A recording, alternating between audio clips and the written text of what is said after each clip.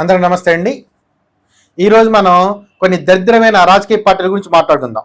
First మనం తెలుగు వాళ్ళం కాబట్టి తెలుగు రాష్ట్రాలకు సంబంధించినటువంటి రాజకీయ పార్టీలు, అలానే భారతీయులం కాబట్టి దేశవ్యాప్తంగా ఉన్నటువంటి కొన్ని రాజకీయ పార్టీలు అయిన దరిద్రపు రాజకీయ పార్టీల గురించి మాట్లాడుకుందాం. సో ఫస్ట్ మన తెలుగు రాష్ట్రాల్లో చూసినట్టయితే ఆంధ్రప్రదేశ్ సంబంధించిన వాడిని కాబట్టి వైసీపీ గురించి మాట్లాడదాం. సో ఈ వైసీపీ అనేది ఫస్ట్ ప్రముఖంగా ఉన్నటువంటి దరిద్రపు రాజకీయ పార్టీ. 2004 నుంచి 2009 వరకు ఈ వైఎస్ఆర్ అధికారంలో ఉన్నప్పుడు ఆయన అధికారాన్ని అడ్డుపెట్టుకుని తన కొడుకైనటువంటి జగన్మోహన్ రెడ్డి విపరీతంగా సంపాదించుకున్నాడు. సో సంపాదించుకొని ఆ తర్వాత వైఎస్ఆర్ ఎప్పుడైతే చనిపోయాడో తను సీఎం అవ్వాలని ఆశపడ్డాడు. అది కుదరలేదు కాబట్టి కొత్తగా రాజకీయ పార్టీ పెట్టాడు.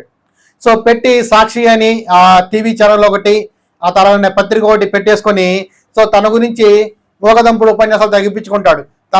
తన తండ్రి మహానేతని, తను ఒక దైవాన్ని సంబుతున్నని ఈ విధంగా చెప్పుకుంటూ ఉంటాడు అనమాట. అలానే చంద్రబాబు నాయుడిని 24 గంటలు ఉంటే 23 గంటల 59 నిమిషాలు తిడుతూనే ఉంటాడు. సో ఈ విధంగా ఆ ఒక్క నిమిషం ఆయన పొగుడుకోవడానికి పెట్టుకుంటాడు.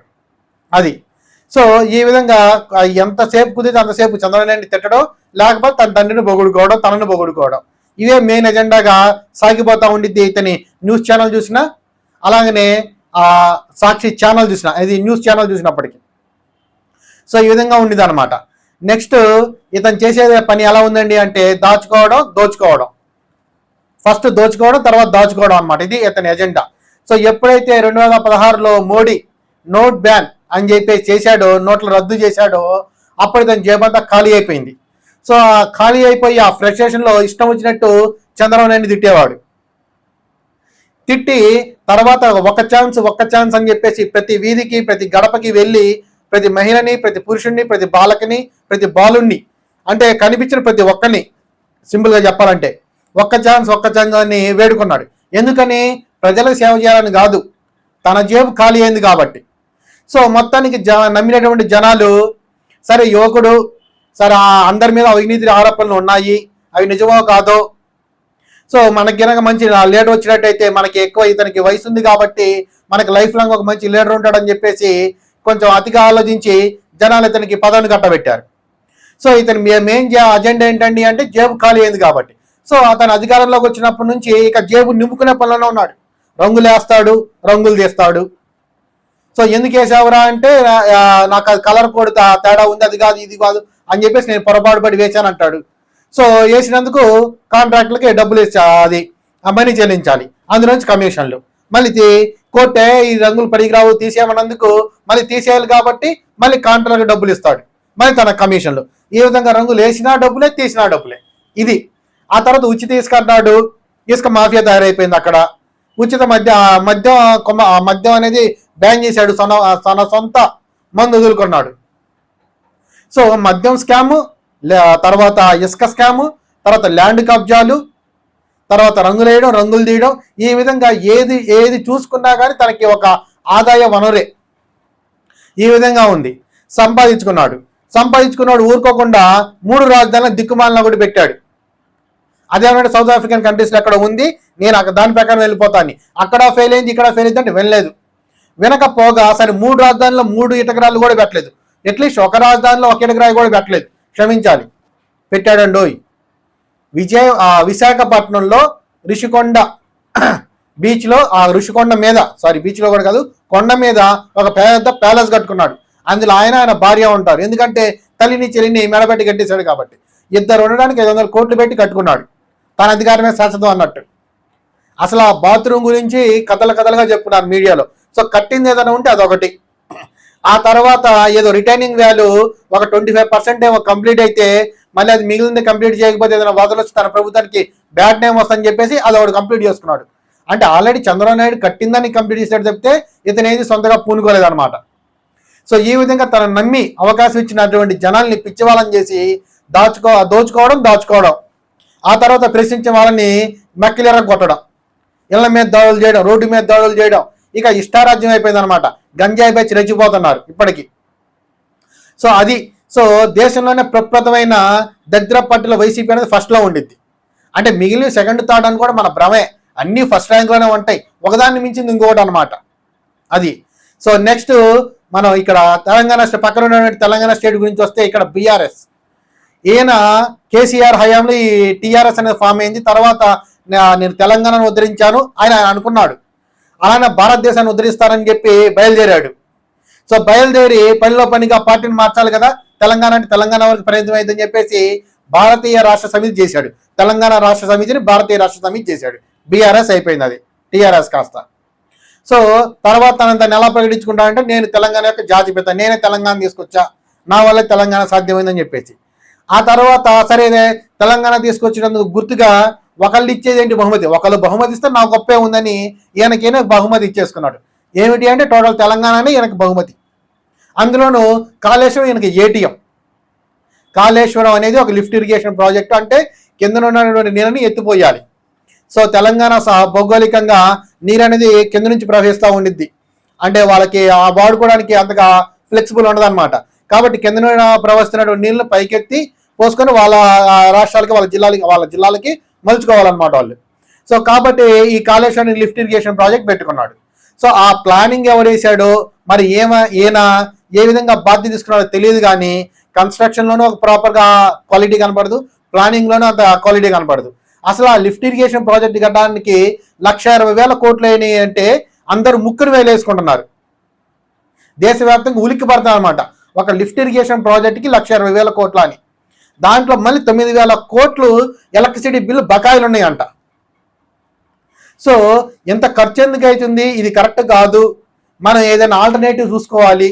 అంటే ఏదైనా సరే కొంచెం తక్కువ కరెంటు బిల్లు వచ్చేటట్టనో, లేకపోతే ఏదైనా సరే ఇంకో చోట మొత్తానికి ఏదైనా అనుసంధానం చేసుకునేటట్టు, మొత్తానికి ఎలక్ట్రిసిటీ బిల్లు తగ్గేటట్టు ఏ విధంగా చూసుకోవాల్సిన పెద్ద మనిషి ఇష్టం వచ్చినట్టు ప్రాజెక్టుని కట్టేసి ఆ ప్లానింగ్ డిజైనింగ్ అన్ని సరిగ్గా లేకుండానే ముందుకెళ్ళిపోయాడు.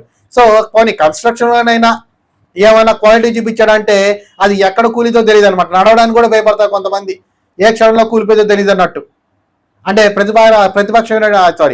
అధికార పక్షమైనటువంటి కాంగ్రెస్ పార్టీ ఆ విధంగా మాట్లాడుతుంది.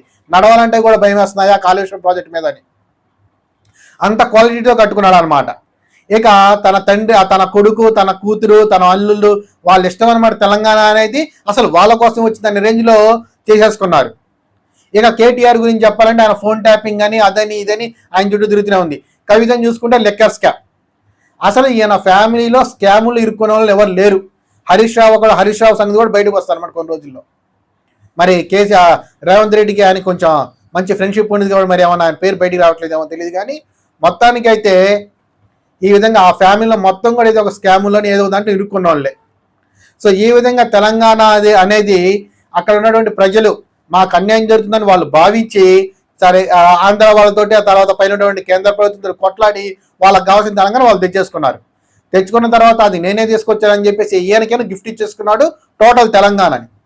ఏటీఎం లాగా కాళేశ్వరం ప్రాజెక్ట్ను వాడుకున్నాడు. ఇక్కడ మాదాపూర్లో ఉన్నటువంటి హైటెక్ సిటీ కావచ్చు, ఏదైనా సరే వాళ్ళకి ఒక ఏటీఎం లానే ఉండేది అనమాట, మల్టిపుల్ ఏటీఎంస్. అది ఒకసారి అకౌంట్ మనం ఓపెన్ చేసుకుంటే దేశవ్యాప్తంగా ఎక్కడున్న ఏటీఎంలైనా సరే మనం మనీని డ్రా చేసుకొచ్చినట్టు ఒకసారి తెలంగాణ తీసుకొచ్చుకుంటే ఇక ఏ ప్రాజెక్ట్ తీసుకొచ్చినా సరే వాళ్ళకి ఒక ఏటీఎం అయిపోయింది. సో ఈ విధంగా ఇది ఒక రాజకీయ పార్టీలా తెలియదు, అంటే దరిద్రపు రాజకీయ పార్టీలు ఇది కూడా ఒక ప్రముఖ స్థానంలో ఉండింది అది. సో ఇది తెలుగు రాష్ట్రాలకు సంబంధించినటువంటిది. తర్వాత మన పక్కన ఉన్నటువంటి తమిళనాడుకి ఒకసారి చూస్తే డిఎంకే, ఇది పుట్టింది ద్రవిడవాదాన్ని బేస్ చేసుకుని. ఈ ద్రవిడవాదం పుట్టింది బ్రాహ్మణులకు వ్యతిరేకంగా. ఇప్పుడు ఆ ద్రవిడవాదాన్ని నెత్తింది కూడా బ్రాహ్మణులే. ఇదేంటో విచిత్రం ఇవిడికి అర్థం కాదు. సరే ఆ విధంగా పట్టుకొని ఇప్పుడు ఈయన కొడుకు బయలుదేరాడు, ఎవడు ఉదయనిధి స్టాలిన్. వీడు ఒక చెంచాగాడు, వీడికంటే ఒక మార్కెట్టే ఉండదు తమిళనాడులో. సో వీడు నేను హిందూ ధర్మాన్ని నిర్మూలిస్తా, అదొక మురికి ధర్మం అని వీడు కూడా బయలుదేరాడు అనమాట. సో ఈ విధంగా వీళ్ళు మతాన్ని అడ్డం పెట్టుకొని ఒక రకమైన మతాన్ని అవమానిస్తా, ఈ విధంగా మతపరమైన గొడవలు చెలరేగడానికి ఇతను కూడా ఒక ప్రముఖ పాత్ర పోషిస్తున్నాడు. అంటే హిందువుల మీద అన్నప్పుడు ఒకసారి కాబట్టి ఒకసారైనా సరే వాళ్ళు వ్యతిరేకిస్తారు కదా, అది ఎవరికి మంచిది కాదనమాట. అలాగనే వీళ్ళు డెవలప్మెంట్ ఏదైనా చేశారా అంటే వీళ్ళకి భౌగోళికంగా ఉన్నటువంటి వనరులను ఉపయోగించుకొని డెవలప్ అవడం తప్పితే వీరంతటి వీళ్ళకి రాష్ట్రం మీద ప్రేమ ఎక్కడా కనపడదు. కదిలితే మాతమిల్ అని పక్కన వాళ్ళ మీద గొడవకు రావడం తప్పితే వీళ్ళ రాష్ట్రం మీద ఎక్కడా ప్రేమ కనపడదు. ఇప్పుడు మనకి ఆంధ్రప్రదేశ్ చూసుకున్నాం అనుకోండి, ఒక క్వాంటమ్ వ్యాలీ కట్టాలి, ఒక ఎన్ఆర్టీ టవర్స్ కట్టాలి, ఒక పోలవరం ప్రాజెక్టు కట్టాలి, అలానే దాన్ని అనుసంధానిస్తా పనకచర్ల కట్టాలి. ఆ తర్వాత విశాఖలో ఉన్నటువంటి స్టీల్ ప్లాంట్ని మనం ప్రైవేటీకరణ కాకుండా కాపాడుకోవాలి.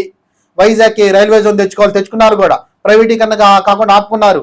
రేపు పోలవరం కంప్లీట్ అయిపోయింది 27 కల్లా, దానికి అనుసంధానం పనకచర్ల ప్రాజెక్ట్ ఈ లోపు మనకు పర్మిషన్లు వస్తే చాలు, ఇక స్టార్ట్ చేసేసుకోవడమే.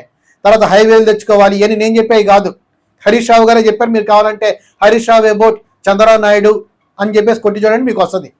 సో ఈ విధంగా మనకి ఆంధ్రప్రదేశ్ మీద ఉన్నటువంటి ప్రేమ చంద్రబాబు నాయుడు దాంట్లో కనపడతా ఉండింది. అంటే మన రాష్ట్రాన్ని డెవలప్ చేసుకోవాలి, తెలుగు వాళ్ళు ఎప్పుడు నెంబర్ 1లో ఉండాలని అన్న మాటలోనే కాదు, చేతల్లో కూడా కనిపిస్తూ ఉండిద్ది. ఇటువంటి ప్రేమ తమిళనాడులో మీకు కనపడదు. ఏ కాడికి మాస్ మాస్ మాస్ అనుకుంటా జనాల్ని ఇంకా ఇంకా ఇంకా తగ్గించేటట్టు చూడటమే వాళ్ళ పని సినిమాల ద్వారా. అసలు తమిళ సినిమాలు దేశానికి ఎంత ప్రమాదకరమో నేను మీకు కంప్లీట్ వీడియో కూడా చేస్తాను, మీరు ఆ వీడియో చూద్దరు కానీ. సో ఈ విధంగా ఈ తమిళనాడు అనేది జనాల్ని మసిపూసి మారేడికాయ చేసి, అలాగనే దేశం మీద అలానే హిందూ ధర్మం మీద ఒక రకమైనటువంటి వ్యతిరేక భావజాలాన్ని పెంపొందిస్తూ ఉండిద్ది. పోనీ అన్ని మతాల్లో ఏమన్నా నిజంగా ఆ అస్పృశ్యత లేకుండా ఇవన్నీ ఉన్నాయంటే అన్ని మతాల్లోనే అన్ని దరిద్రాల్లో ఉన్నాయి, ఈ హిందూ ధర్మంలోనే లేదు. సో ఈ విధంగా వీళ్ళు ఇలాగా ఈ ద్రవిడవాదాన్ని అడ్డం పెట్టుకొని రాష్ట్రాన్ని దోచుకుతేనే వీళ్ళ పనిగా ఉంది. అది డిఎంకే అయినా ఏఐడిఎంకే అయినా పెద్ద తేడా ఏం లేదు. జయలలిత సంపాదించుకుంది, ఈ తర్వాత ఇటు సైడ్ కరుణానిధి, స్టాలిన్లు, వీళ్ళు అసలు తమిళనాడుని ఇష్టం వచ్చినట్టు దోచుకున్నారు.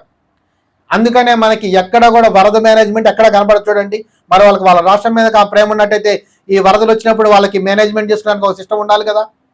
ఇప్పుడు మనకి విజయవాడలో వరదలు వచ్చినాయి లాస్ట్ ఇయర్. ఇక వెంటనే ఈ వరద నిర్వహణకి విపత్తు కలగకుండా ఎప్పుడు కూడాను ఈ పాలవాగుని, కొండవీటి వాగుని, వీటన్నిటిని ఒక ఆర్డర్ ప్రకారం అనుసంధానించే కార్యక్రమంలో ఉన్నాడు అనమాట చంద్రబాబు నాయుడు గారు. ఆ పనులు కూడా జరుగుతూనే ఉన్నాయి, దాదాపు కంప్లీట్ అయిపోయి ఇక 1 year 1.5 yearలో పూర్తిగా కంప్లీట్ అయిపోయింది. దాని చుట్టూ ఉద్యానవనాలు కూడా వాకింగ్ ట్రాక్లు కూడా రెడీ అవుతున్నాయి అనమాట. ఆ విధంగా మనకి క్యాపిటల్ డెవలప్ అవ్వక ముందే ఈ వరద నిర్వహణ ప్రక్రియ అనేది జరుగుతూ ఉంది. మరి దరిద్రులు, ఈ ద్రవిడవాదాన్ని నమ్ముకున్న దరిద్రులు, హిందూ ధర్మాన్ని తిట్టేటువంటి దరిద్రులు, మరి వీళ్ళు చూపించిన అభివృద్ధి ఏది? ఇంతవరకు ఇక్కడ వీళ్ళకి వరద మేనేజ్మెంటే ఉండదు. ప్రతి సంవత్సరం అడుక్కోవడం పక్క రాష్ట్రాల వాళ్ళని, మాకు డబ్బులు వేయండి, మేము వరదలో చిక్కున్నామని చెప్పేసి. మరి వీళ్ళకి స్టేట్ మీద ఏది అభివృద్ధి కాంక్ష ఏది వీళ్ళకి? ఏ కాడికి మతాన్ని అడ్డం పెట్టుకొని బతకడమే, డిఎంకే అయినా ఏఐడిఎంకే అయినా. సో ఈ 2 దరిద్ర పార్టీలే, ఇద్దరిది ఒకటే ఎజెండాలా కనిపెడిద్ది. వీడు పోయి ఆమె చీరలాగితే, జైలు చీరలాగితే ఆమె వచ్చిన తర్వాత వీడు పంచలాగిచ్చింది. వీళ్ళిద్దరు కొట్టుకోవడానికి జనాలందరూ ఎదవల్లా ఓట్లేస్తారు. మన బుద్ధి లేని పండితులు వీళ్ళని చూసి నేర్చుకొని మనకు చెప్తారు ఈ దరిద్రాన్ని మనకు తీసుకురావాలని. సో ఈ విధంగా పక్క రాష్ట్రమైనటువంటి డిఎంకే కూడా 2 దరిద్ర పార్టీలే. వీళ్ళు పేదలకు పెడుతున్నట్టే కనిపిస్తారు కానీ డెవలప్మెంట్ అనేది పొరపాటును కూడా చెయ్యరు. డెవలప్మెంట్ చేస్తే వీళ్ళ గురించి ఆలోచించేది ఎవడు? వీళ్ళు క్యాలిక్యులేట్ చేస్తారు కదా, జనాలు క్యాలిక్యులేట్ చేయకూడదు. సో క్యాలిక్యులేట్ చేయకూడదు అంటే 2 కంపెనీలు తీసుకురావడం, ఒక 100 మందికి ఒక ఏదో ఒకటి ఫ్రీ అనో లేకపోతే ఇంకోటనో చేసుకుంటే వెళ్ళిపోవడం. ఇదే వీళ్ళకి ఉన్నది. ఆ కంపెనీలు కూడా వస్తాయో రావో తెలియదు ఇప్పుడు. ఇది వీళ్ళకున్నటువంటి క్రెడిబిలిటీ. సో ఈ 2 దరిద్ర పార్టీలే. ఇక ఆ తర్వాత మన కేరళలో కమ్యూనిస్ట్ పార్టీ, మీరు అక్కడ రోడ్లో గమనించారా? సందీప్ నడింపల్ అని చెప్పేసి ఇండియాకి సంబంధించిన రేసర్ ఒకడు ఉంటాడు. ఆయన హైదరాబాద్ సంబంధించినటువంటి వ్యక్తి, అఫ్ కోర్స్ ఆంధ్ర ప్రాంతమైన హైదరాబాద్ సెటిల్ అయిపోయారు. సో అతను ఒక యూట్యూబ్ ఛానల్ ఉంది. ఆయన కేరళ వెళ్ళి ఒక వీడియో చేశాడు, మీరు కావాలంటే చూడండి. అక్కడ రోడ్లన్నీ ఇరుకిరుగ్గా ఉంటాయి.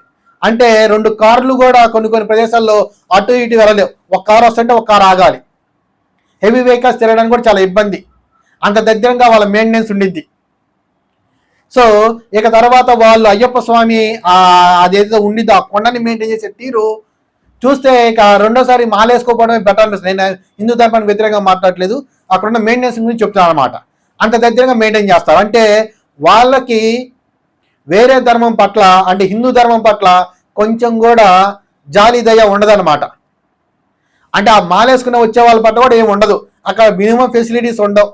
ఏదో మనం భిక్ష అని చెప్పి తీసుకెళ్ళింది అక్కడ వండుకొని తినమే తప్పితే ఆ కొండ మీదకి వెళ్ళిన తర్వాత మనకు తాగడానికి నీళ్ళు కూడా దొరికిన ఉండవు అనమాట. అంత దగ్గరంగా ఉండేది అనమాట వాళ్ళది మెయింటెనెన్స్. ఇప్పుడు కొంచెం మారి ఉండొచ్చు, అంటే నీళ్లు దొరుకుతాయి, కాకపోతే ఇంకా ఏమీ ఉండవు. బేసిక్ ఫెసిలిటీస్ అంటే ఏమీ ఉండవు. ఉన్న వాటిని కూడా అంటే మరుగుదొడ్లు కావచ్చు, కూడా చాలా దగ్గరంగా మెయింటైన్ చేస్తూ ఉంటారు. అసలు ఎందుకు వెళ్ళామా అనే ఫీలింగ్ తీసుకొస్తారనమాట. సో ఇది వాళ్ళకి ఒక దేశంలో ఉన్నటువంటి హిందువుల పట్ల ఉన్నటువంటి ఒక భావన. హిందువులు కూడా దేశంలో భాగమే కదా, నీకు మతం అంటే ఇష్టం లేకపోతే హిందువులు ఏం చేశారు, నువ్వు పాటించకుండా ఉండాలి. అంతేగాని వాళ్ళ భక్తిని నువ్వు అవమానించి వాళ్ళకి వచ్చే వాళ్ళకి ఫెసిలిటీస్ లేకుండా చేసి ఈ దరిద్రం ఏంటో అర్థం కాదనమాట. ఇక వాళ్ళ రోడ్లు కావచ్చు ఇవన్నీ చాలా దరిద్రంగా వర్షంగా ఉంటాయి. అది ఆ తర్వాత ఇక చూసుకునే నొక్కు కూలి అని చెప్పేసి ఒకటి ఉండేది, ఒకప్పుడు ఉండేది, అది ఇప్పుడు కూడా ఉంది అనుకుంటారు. అంటే ఏమీ లేదు, ఇప్పుడు మీరు బస్సులోకి ఒక 100 కిలోలో ఏం వేసుకెళ్ళాలనుకోండి లగేజీ, అది మీరు దించలేదు, దాన్ని కూలీని పెట్టుకోవాలి. సో ఈ కూలీ దించినందుకు అతనికి 100 రూపాయల కూలియో 150 రూపాయల కూలియో మీరు ఇస్తారు. ఇది ఒక్కటే కాదు, ఇది జనరల్గా ప్రపంచంలో ఎక్కడైనా సరే జరిగేదే, పని చేయించుకున్నందుకు కూలీ ఇవ్వడం అనేది. ఇది ఒక్కటే కాదు, ఇక్కడ స్పెషాలిటీ నొక్కు కూలి అంటే చూసినందుకు కూలి. అంటే మీరు డబ్బులు ఇస్తున్నట్టు వాడు దించుతున్నట్టు వేరే వాడు అక్కడ కూర్చొని చూస్తాడు. ఎందుకంటే మీరు దించిన తర్వాత డబ్బులు ఎగ్గొడతారేమో అని చెప్పేసి వాడి కూలీ ఇవ్వాలి. ఎంత ఇవ్వాలి, ఏ రూపాయో 2 రూపాయలు కాదు, ఈ కూలీ వాడికి ఎంత మనం ఇస్తే ఏ పని చేయని సోమరిపోతుని కుర్చీ చేసుకున్న సోమరిపోతికి మనం అంతే ఇవ్వాలి. వీళ్ళు కమ్యూనిజాన్ని అడ్డం పెట్టుకుని సంపాదించే విధానం ఇది. ఇంత దద్యంగా ఉండేది అనమాట. వీళ్ళకు సాఫ్ట్వేర్ కంపెనీలు రావు, వీళ్ళ దగ్గర రియల్ ఎస్టేట్ ప్రాజెక్ట్స్ పెద్దగా జరగవు, ఏమీ ఉండవు, తినడం తాగడం నిద్రపోవడం, అది వీళ్ళ పరిస్థితి, వీళ్ళ బతుకు. కాబట్టి చదువుతారు, అది కాకపోతే ఎడ్యుకేషన్లో ముందుంటారులే. కానీ అభివృద్ధి ఏది, ఇప్పుడు మనల్ని ఎగతాలు చేస్తున్నారు 72% మీకు ఉందని, మన అభివృద్ధి ఎక్కడ, వీళ్ళ అభివృద్ధి ఎక్కడ, కేరళ వాళ్ళది. ఒకసారి ఆంధ్ర వాళ్ళు కూడా ఆలోచించాలి.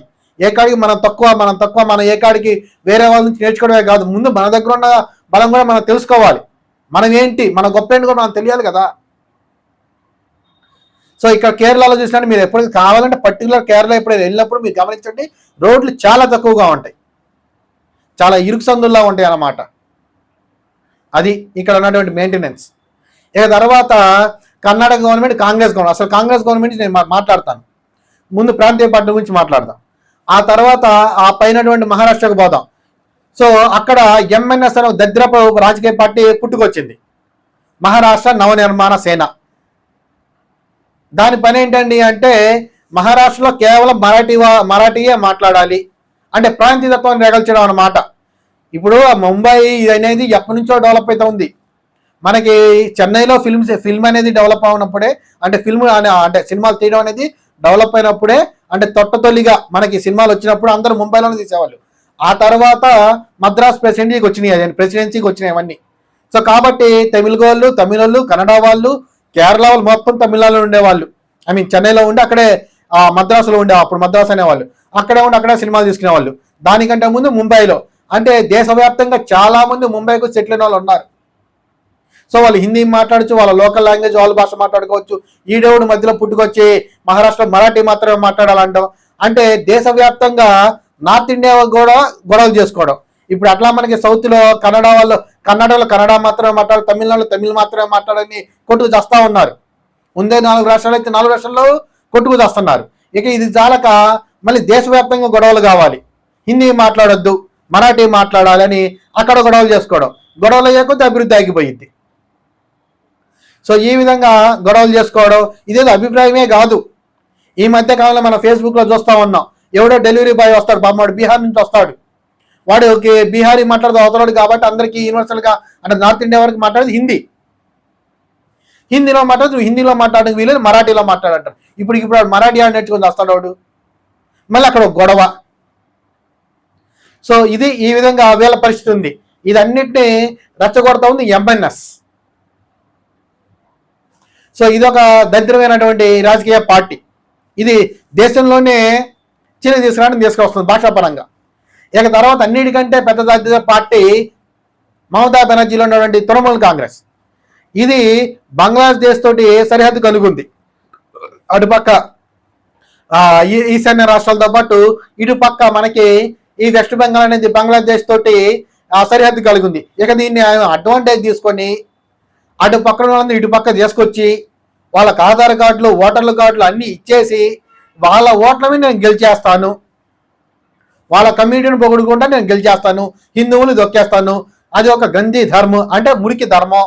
ఇక్కడ నార్త్ ఇండియాలోనేమో మమతా బెనర్జీ, సౌత్ ఇండియాలో ఈ దరిద్రుడు ఉదయనిధి స్టాలిన్. ఇదే మాట, మురికి ధర్మం అనుకుంటా. ఏదో అన్ని మతాల్లో ఏదో అంత పవిత్రత ఉన్నట్టు. ఎవరు క్రైములు చేయనట్టు, ఒక హిందూ ధర్మంలోనే హిందూ మతంలోనే చేస్తారంటే వీళ్ళు మాట్లాడతారు. ఇది చాలక పక్క దేశంలో నుంచి ఈడకు వరసలు. మనకి ట్యాక్సీలు కట్టేదానికి మనకి పెట్టడానికి గవర్నమెంట్ దగ్గర డబ్బులు సరిపోవట్లేదు. ఇక మళ్ళీ వేరే దేశం నుంచి వాళ్ళని ఏడ పెడతారు?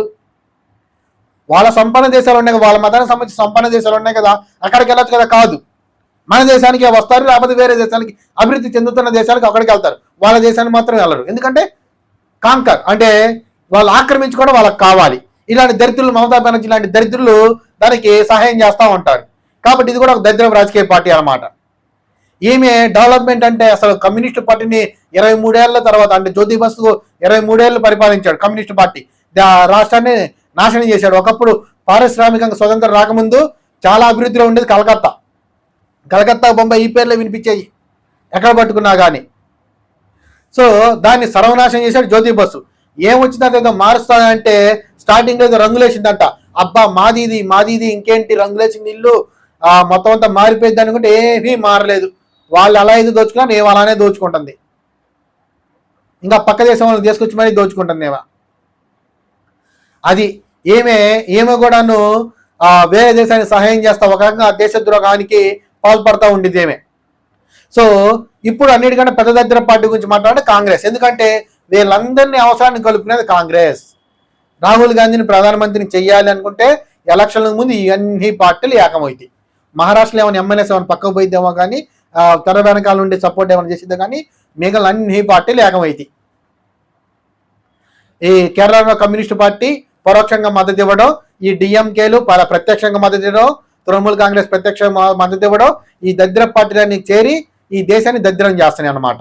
వీటన్నిటికీ గొడుగు లాంటిది కాంగ్రెస్, తల్లి కాంగ్రెస్. అది ఈ అన్నిటికంటే పెద్ద దరిద్ర పార్టీ. వీళ్ళు అలాగనే మొన్న ఈ కాంగ్రెస్ గవర్నమెంట్ సంబంధించినటువంటి ముఖ్య సలహాదారుడు కూడా మాట్లాడాడు. ఇక్కడ ఈశాన్య రాష్ట్రాన్ని చైనా వాళ్ళని పోలి ఉంటారు, తర్వాత సౌత్ ఇండియన్ స్టేట్స్ అని దక్షిణాఫ్రికా వాళ్ళని పోలి ఉంటారు, నార్త్ ఇండియన్ స్టేట్స్ అని అమెరికా బ్రిటిష్ వాళ్ళని పోలి ఉంటారు అని మన పుట్టుగ్రామం అని చేయడం మాట్లాడింది ఈ కాంగ్రెస్ పార్టీ సంబంధించిన పెద్ద మనిషి. ఆ తర్వాత ఈ రాహుల్ గాంధీని చూసుకున్నట్టయితే ఈయన మన ఆపరేషన్ సింధూర్ జరిగితే దానికి ప్రతిగా పాకిస్తాన్ కూడా దాడి చేసింది కదా. రఫేల్ విమానాలు కూలిపోయినాయి అంట, 6 విమానాలు కూలిపోయినాయి అంట. అసలు ఎక్కడ కూలిపోయినాయో మాకు తెలియాలి, అసలు రఫేల్ విమానాలు ఎక్కడున్నాయో మాకు తెలియాలి, పత్రికా ముఖంగా ప్రకటించాలంట. మన ఇంట్లో మన నగలు మన డబ్బే ఎక్కడుందో మా ఇంట్లో వాళ్ళకి కూడా చెప్పరు చాలా వరకు. ఈయన పోయి ఎక్కడెక్కడ సీక్రెట్ ప్లేస్లో ఉండి ఎక్కడెక్కడ ఎంత ఏ ప్లేస్లో ఎంత బలవంతమైన యుద్ధ సామాగ్రిని ఈయన అన్నీ పబ్లిక్గా చెప్పాలంట. అది ఈ దద్దుడి యొక్క తెలివితేటలు. ఈ దద్దుడు మళ్ళీ మనకు ప్రధాని. ఇది ఒక దరిద్రపు రాజకీయ పార్టీ. అంటే ఇంటి గుట్టు బయట పెట్టకూడదు కదండి, దేశం గుట్టు కూడా బయట పెట్టకూడదు కదా. ఇప్పుడు నువ్వు విమర్శిస్తే విమర్శించు, ఈ విధంగా నష్టం జరిగింది అంటున్నారు ఏంటి అనేది. అంతేగాని ఎక్కడెక్కడ ఉన్నాయో నాకు తెలియాలి, నువ్వెవడు తెలుసుకోవడానికి. సో ఈ విధంగా వీళ్ళ యొక్క ఎజెండాతోటి వీళ్ళు ఇలా ముందుకు వెళ్తా ఉన్నారన్నమాట. ఈ కాంగ్రెస్ వచ్చింది అంటే అభివృద్ధిని పాతరేస్తారు. ఫ్రీ ఫ్రీ ఫ్రీ ఫ్రీ అని చెప్పేసి ఏదో పేదవాళ్ళకి పెడతారంటే బిల్డప్ ఇస్తారు. ఆ పెట్టడం మనం లైఫ్ లాంగ్ పెట్టలేం. అభివృద్ధి జరుగుతుంటే ఇన్కమ్ వస్తుంది, మనం ఏదైనా పెట్టడానికి ఉండిద్ది. అభివృద్ధి అనే దాన్ని కంప్లీట్గా దొక్కేస్తారు వీళ్ళు. అప్పుడెప్పుడో స్వతంత్రం ఇస్తే ఆ తర్వాత ఎప్పుడో ఆయన నెహ్రూ గారు ఒకసారి పంచవర్ష ప్రణాళికలు పెట్టారు, ఇంకా అంతే. ఆ తర్వాత ఇందిరాగాంధీయో రాజీవ్ గాంధీయో 4 ఏదో ఎలక్ట్రిక్ వీటిని కార్లను తీసుకొచ్చారు, అంటే కొద్దిగా దీన్ని పారిశ్రామికంగా ముందుకు తీసుకురావడానికి. ఆ తర్వాత 92లోనో 93లో పివి నరసింహారావు గారు ఆర్థిక సంస్కరణలు తీసుకొచ్చారు. 40 ఏళ్ళ స్వతంత్రం వస్తే 92లో మనకి ఆర్థిక సంస్కరణలు వచ్చినాయి. ఇక వీళ్ళు పరిపాలన మీరు ఒకసారి ఎస్టిమేషన్ అయ్యండి, అభివృద్ధికి ఎంత ప్రాధాన్యత ఇస్తారు. ఫస్ట్ మన రాకెట్ సైకిల్ మీద తీసుకెళ్ళి ఎగరేశారంట. అది వీళ్ళు ఇచ్చేటువంటి విలువ సైంటిస్టులకి, ఈ సాంకేతికతకి. దేశం ఎప్పుడు వెనకాల ఉండాలి, ఎప్పుడు అడుక్కుంటా ఉండాలి, అమెరికా వాళ్ళ బ్రిటిష్ వాళ్ళ, అదే వీళ్ళ అజెండా అనమాట. సో ఈ విధంగా ఈ దరిద్ర బుద్ధితోటి వీళ్ళు ఒక ఈ దరిద్రపు రాజకీయ పార్టీలు పెట్టి దేశాన్ని దరిద్రం వైపు చేస్తూ ఉంటారనమాట వీళ్ళు. సో వీళ్ళ మాయలో పడకుండా ఎప్పుడు కూడాను సరైన పార్టీని ఎంచుకుంటారని చెప్పేసి నేను ఈ వీడియో చేస్తాను అనమాట. Thank you very much. ఈ వీడియో మీకు నచ్చినట్టయితే లైక్ చేసి కింద కామెంట్ చేసి సబ్స్క్రైబ్ చేయండి. Thank you very much.